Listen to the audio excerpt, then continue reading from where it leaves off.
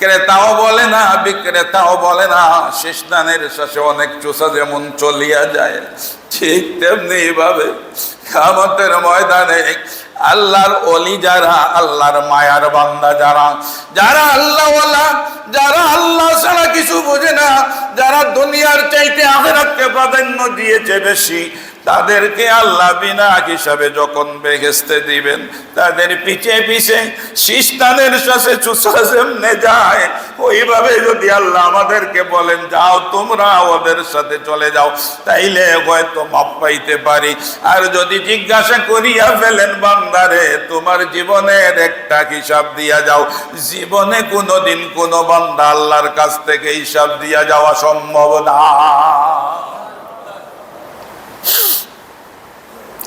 দুই নম্বর প্রশ্ন, আন শাবাবিহি ফিমা আবলা। যৌবন একটা বয়স তোমাকে দিছিলাম, সুবহানাল্লাহ। যৌবন বয়স, অশৃঙ্খল বয়সটা কে দিছিল? আল্লাহ দিছে না? যৌবনের সময়, যৌবনকালটা আমি তোমারই দিছিলাম রে বান্দা। ফিমা আবলা, যৌবন কালটা কেমনে কাটাইছো হিসাব দিয়ে যাও। পারবা দিতে?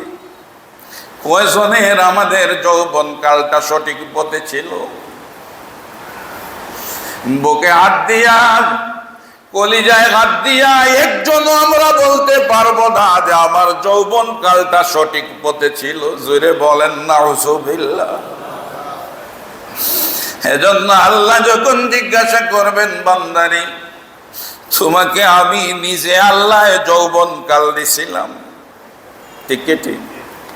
যৌবন কাল বড় নিয়ামত, সুবহানাল্লাহ, বড় নিয়ামত। এজন্যই বলেছেন একটা যুবক যদি রাত্রি বেলা করে ঘুমাইয়া রাত কাটায়, আর একটা বুড়া মানুষ যদি সারা রাত তাসবিহ পড়ে আর তাহাজ্জুদ পড়ে, ওই জুয়ান ঘুমের, ওই ঘুমানোর কারণে বুড়ার তাসবিহ চাইতে তাকে আল্লাহ সওয়াব দিবেন বেশি। কারণ কি? এ তো তাসবিহ পড়ে নাই, ঘুমাইলো, নাকে তেল দিয়া ঘুমাইছে, নাক ডাকাইয়া ঘুমার সব কেন পাবে? এজন্য পাবে। ওই যুবক চাইলে বদমাশির মধ্যে যাইতে পারতো, তারই শক্তি আছে।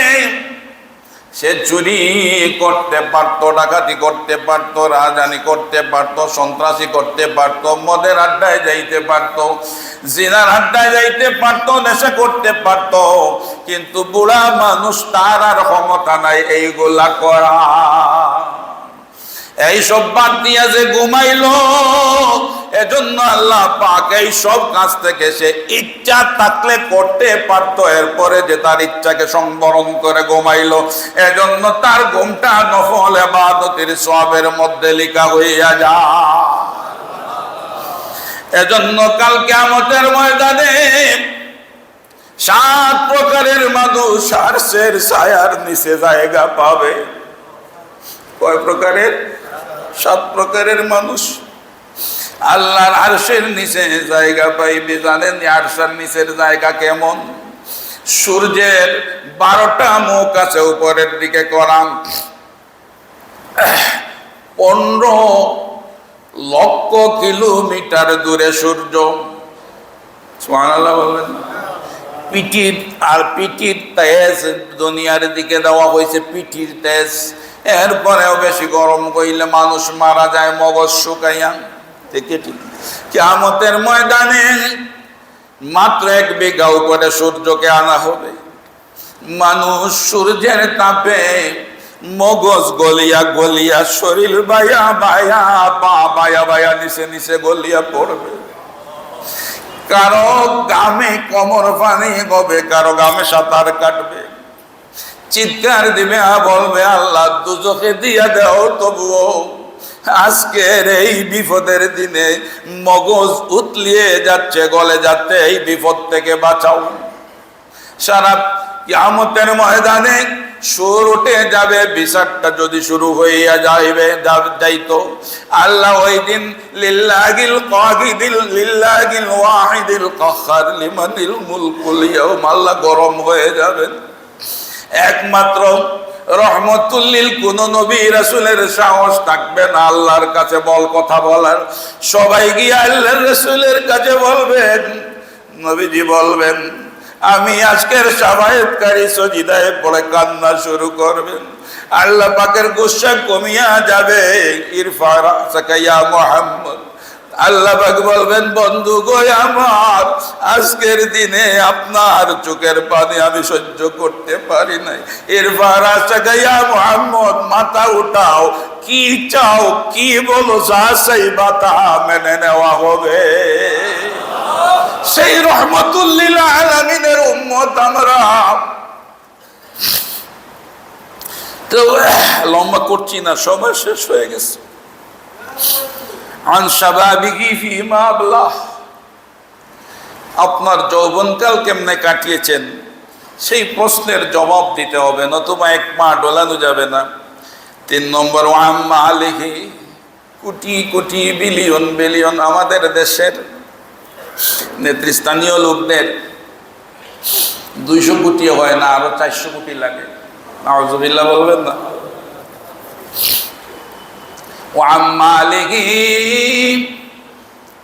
আল্লাহর কাছে জবাব দিতে হবে, কত কোটির দরকার ছিল আর কত কোটি অর্জন করেছো। দরকার কতটুকুর, অর্জন করেছো কতটুকু, দিতে হবে জবাব। এক পা ডোলা সম্ভব না।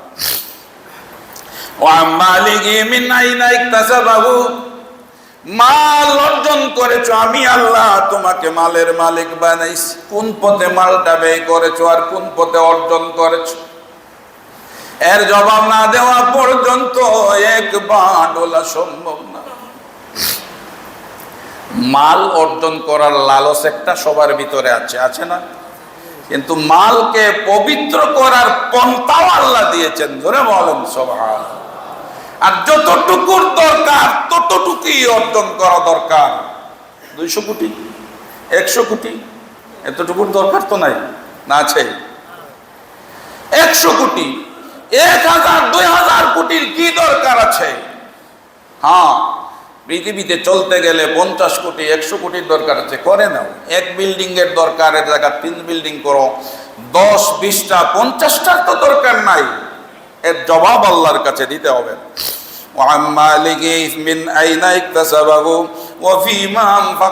কেমনে অর্জন করেছো, কেমনে ব্যয় করেছো, তার জবাব না দেয়া পর্যন্ত এক পা ডোলা যাবে না।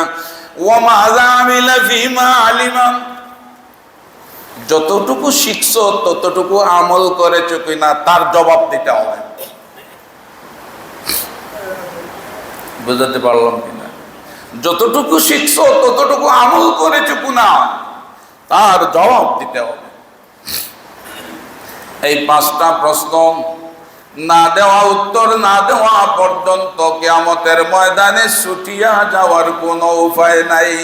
যখন কেউ পারবে না দিতে, তখন আল্লাহর কাছে বলবে, আল্লাহ গো, একটা বার রব্বানা আখিরনা, আর একটা বার ছাড় দেও না আল্লাহ, দেখবা কি করতে পারি। জোরে বলেন সুবহানাল্লাহ। আর ছাড় দেওয়া হবে না, আর ছাড় দেওয়া হবে না। আল্লাহ বলবেন, তোমাদেরকে 65 বছর দিছিলাম পৃথিবীতে, কিচ্ছু করো নাই, এখন আর ছাড় দেওয়ার সুযোগ নাই। এজন্য বক্তা শ্রোতা সবাইকে সতর্ক থাকতে হবে। আমরা সব কিছু আমার আমার বলি। ইমাম গাজ্জালি লিখেছেন 3টা জিনিস আমার। কয়টা জিনিস? 3টা। যা খাইলেন যদি হালাল পন্থায় খান, এটা আমার, খেয়ে ফেললেন। আর যা পড়লেন যদি হক হালাল পন্থায় পড়েন, ওইটা আপনার। আর আরেকটা 3 নম্বর জিনিস হলো, যা ব্যয় করলেন যদি আল্লাহ খুশি হন, তাইলে ওইটা আপনার, আর কিছুই আমার নাই। এটা ইমাম গাজ্জালির কথা। আল্লাহ পাক যেন আমাদেরকে এসব কথার প্রতি আমল করার তৌফিক দান করেন। সবাই আমিন বলুন।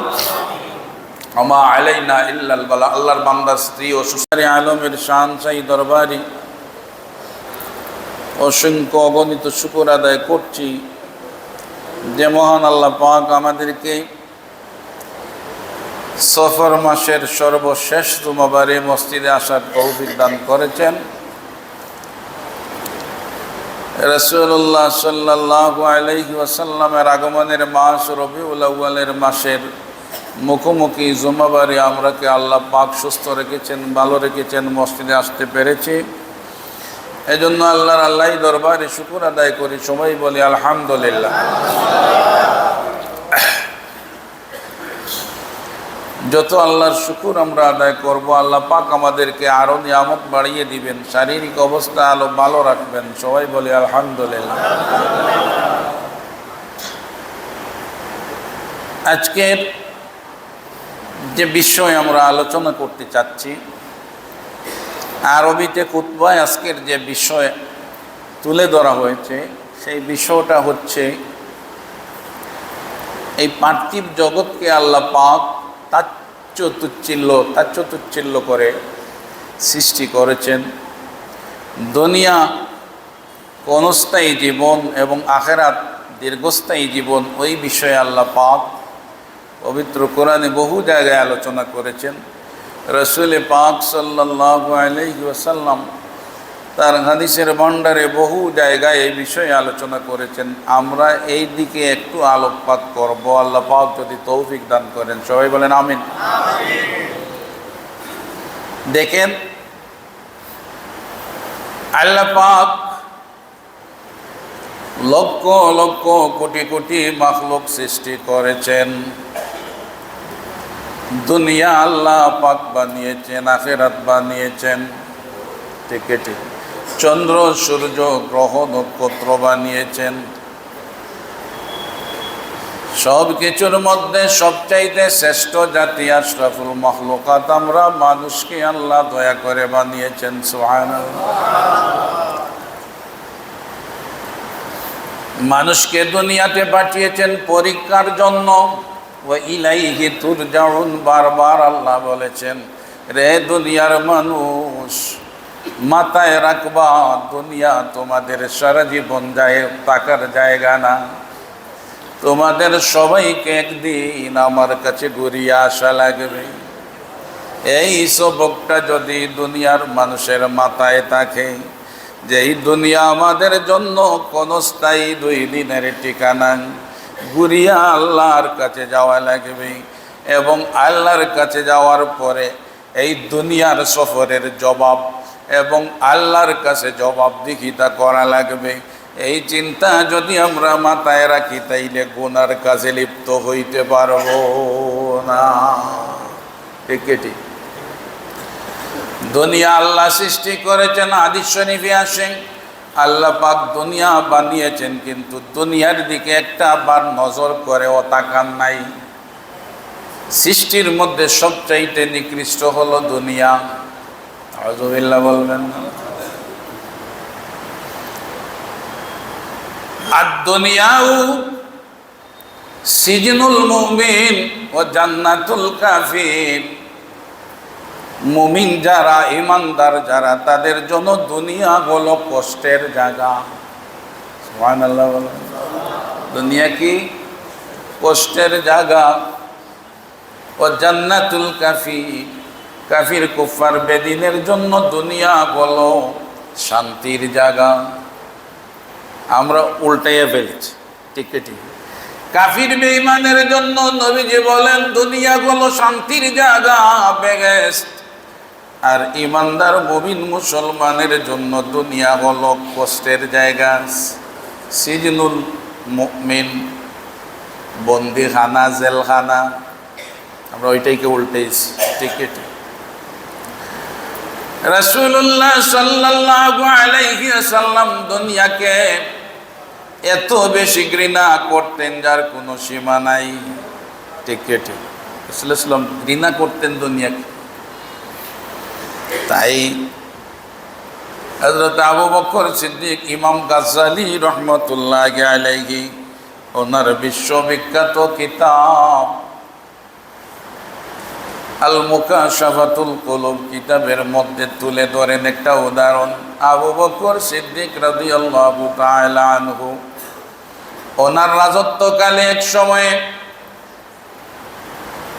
লোকদের কাছে চাইলেন কিছু খাবার আনতে, ওরা দামি মধু আর কিছু পানি নিয়ে আসলো। উনি মুখের কাছে নিলেন, খাইলেন না, কান্না শুরু করলেন। ওনার দেখা দেখি যা ছিল মানুষ সবাই কান্না শুরু করলো। সকলের কান্না বন্ধ হয়ে গেল, আবু বকর সিদ্দিক রাদিয়াল্লাহু তাআলা আনহুর কান্না বন্ধ হয় নাই। মানুষ চাইলেন, লোকজন চাইলেন কান্নার কারণ জিজ্ঞাসা করতে।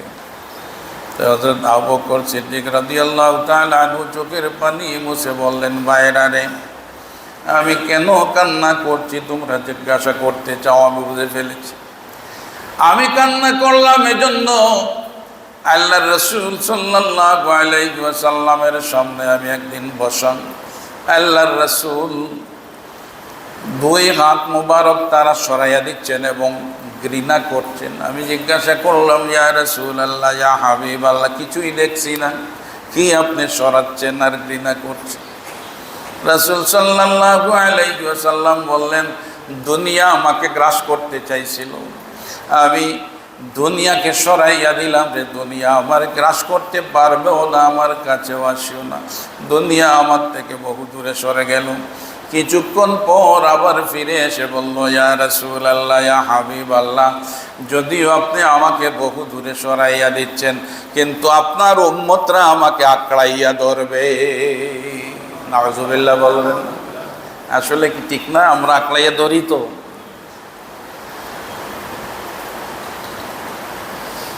আল্লাহ পাক কোরআনে কারিমে বারবার বলেছেন দুনিয়া হলো একটা খেলতামশার জায়গা। আল্লাহ রাসূল বলেছেন যেমন ছায়া স্থির থাকতে পারে না, দুনিয়াটাও কখনো স্থির থাকতে পারে না।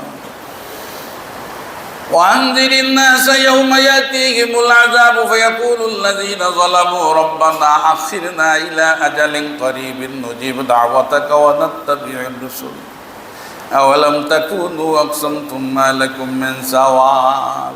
কোরআন শরীফে আল্লাহ পাক ঘোষণা করেন, দুনিয়ার মানুষকে যখন পাকড়াও করা হবে, কিয়ামতের ময়দানে যখন জিজ্ঞাসাবাদ করা হবে, জিজ্ঞাসার জবাব যখন মানুষ দিতে পারবে না, কান্নাকাটি শুরু করবে।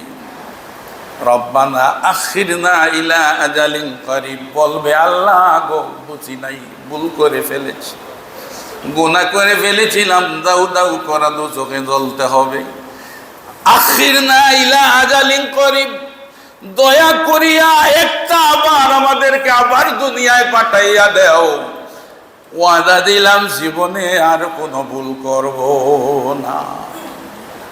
মানুষ বলবে নজিব দাওয়াতাকা ওয়া নাত্তাবিউর রাসূল, তুমি আর তোমার রাসূল ছাড়া আর কারো কথা শুনবো না। সুবহানাল্লাহ বলবেন, সুবহানাল্লাহ।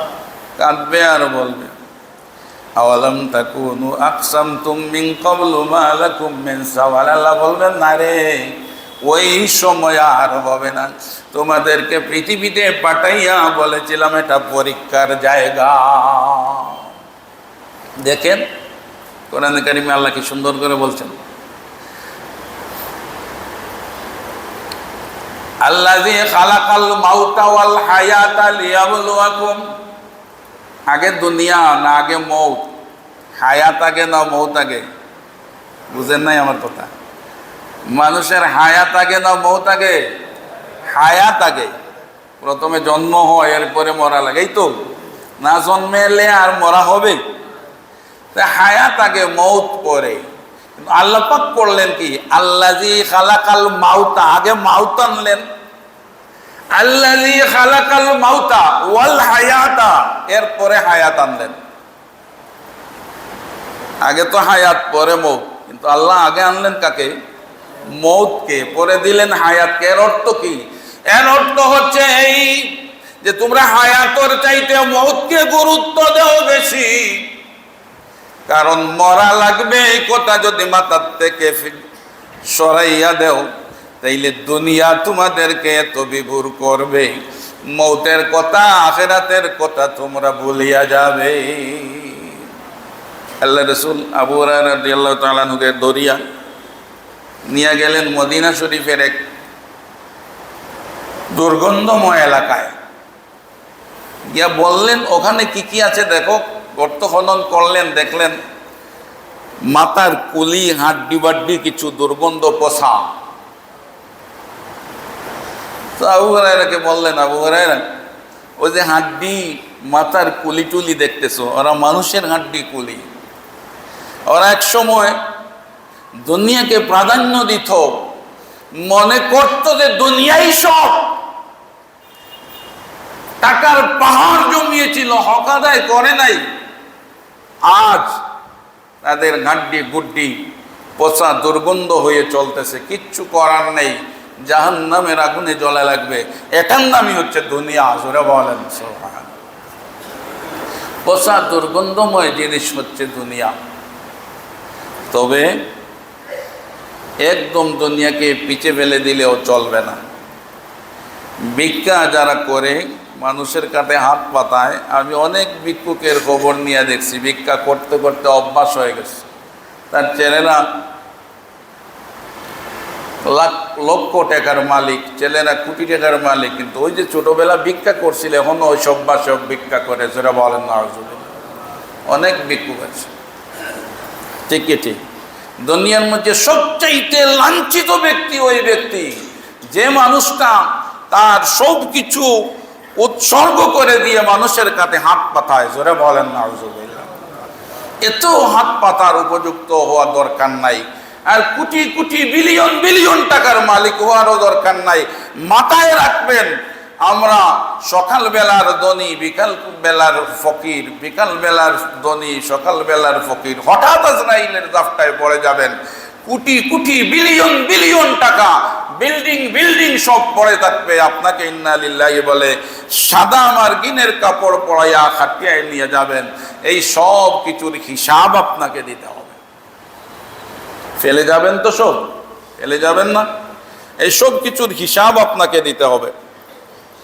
যা আছে পৃথিবীতে, রাসূলুল্লাহ সাল্লাল্লাহু আলাইহি ওয়াসাল্লাম বলেছেন, পৃথিবীতে যা আছে আপনি যতটুকুর মালিক সব রেখে যাবেন, ভোগ করবে আপনার ছেলে, আপনার মেয়ে, আপনার নাতি নশো সবই ভোগ করবে, কিন্তু হিসাব পুঙ্খানুপুঙ্খভাবে আপনাকে দিতে হবে।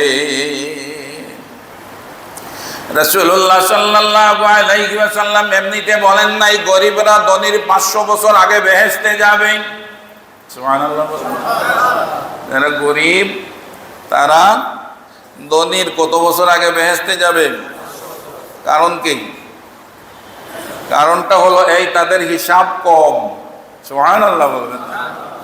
তাদের হিসাব কম, তাই তারা আগে ভাগে বেহেশতে যাবে। আপনার আমার হিসাব বেশি, হিসাব না দিয়া বেহেশতে যাওয়া যাবে না। এজন্য রাসূল সাল্লাল্লাহু আলাইহি ওয়াসাল্লামের এক হাদিস, কাদামু ইবনে আদম ইয়াউমাল কিয়ামাতি মিন ইনদি রাব্বিহি হাত্তা ইউসআলু আন খামসিন। 5টা প্রশ্নের জবাব যতক্ষণ পর্যন্ত কোনো বান্দা দিতে পারবে না। কয়টা প্রশ্ন? 5টা। কিয়ামতের ময়দানে, গভীর মনোযোগ, শেষ কথা, কিয়ামতের ময়দানে 5টা প্রশ্নের জবাব আল্লাহর কাছে যে ব্যক্তি দিতে পারবে না, যতক্ষণ পর্যন্ত দিতে পারবে না, মিন ইনদি রাব্বিহি, আল্লাহর নিকট থেকে একটা পায়ের কদম দোলানো সম্ভব হবে না। ইয়া আল্লাহ, ইয়া আল্লাহ। 5টা প্রশ্নের জবাব না দিলে এই কদম যেখানে আছে সেখানে দাঁড়িয়ে থাকা লাগবে, একটা কদম দোলানো সম্ভব নয়। কাদাম ইবনে আদম, কোন আদম সন্তান কদম দোলানো সম্ভব নয়। 1 নম্বর, আন উমরিহি ফিমা আফনা। রে বান্দা, তোমাকে একটা জীবন আমি দান করেছিলাম। আল্লাহ জিজ্ঞাসা করবেন, তোমার একটা জীবন আমি দান করেছি। আন উমরিহি ফিমা আফনা, তোমার জীবনটা কিভাবে কাটিয়েছো এই জীবনটা কিভাবে কাটিয়েছ হিসাব না দিলে এক পা ডোলা যাবে না। পারবেননি জীবনের হিসাব দিতে? পারবেন? জন্য বেশি করে আল্লাহর কাছে বলা দরকার, আল্লাহুম্মা হাসিবু হিসাবান ইয়াসীরা। আমার সাথে পড়েন, আল্লাহুম্মা হাসিবু হিসাবান ইয়াসীরা। আল্লাহ গো, আমাদের শেষ সময়ের হিসাবটা সহজ করিয়া দিও। এই দোয়া বেশি করে পড়া দরকার, এই দোয়াটা বেশি করে পড়া দরকার। আল্লাহুম্মা হাসিবু হিসাবান ইয়াসীরা। আল্লাহ বস্তা বস্তা দানের সাথে সাথে যেভাবে অনেকগুলা শীষ দানের সাথে চুষাগুলা চলিয়া যায়, যে বিক্রয় করে সেও বলে না ক্রেতাকে যে বাইরে এর মধ্যে চুষা আছে, বলেনি? বলে না। ক্রেতাও বলে না বাইরে তোমার কাছ থেকে 2 লাখ 3 লাখ 5 লাখ টাকার ধান ক্রয় করছে, এর মাঝে তো চুষা আছে, কিছু কম দেয়, সেও বলে না।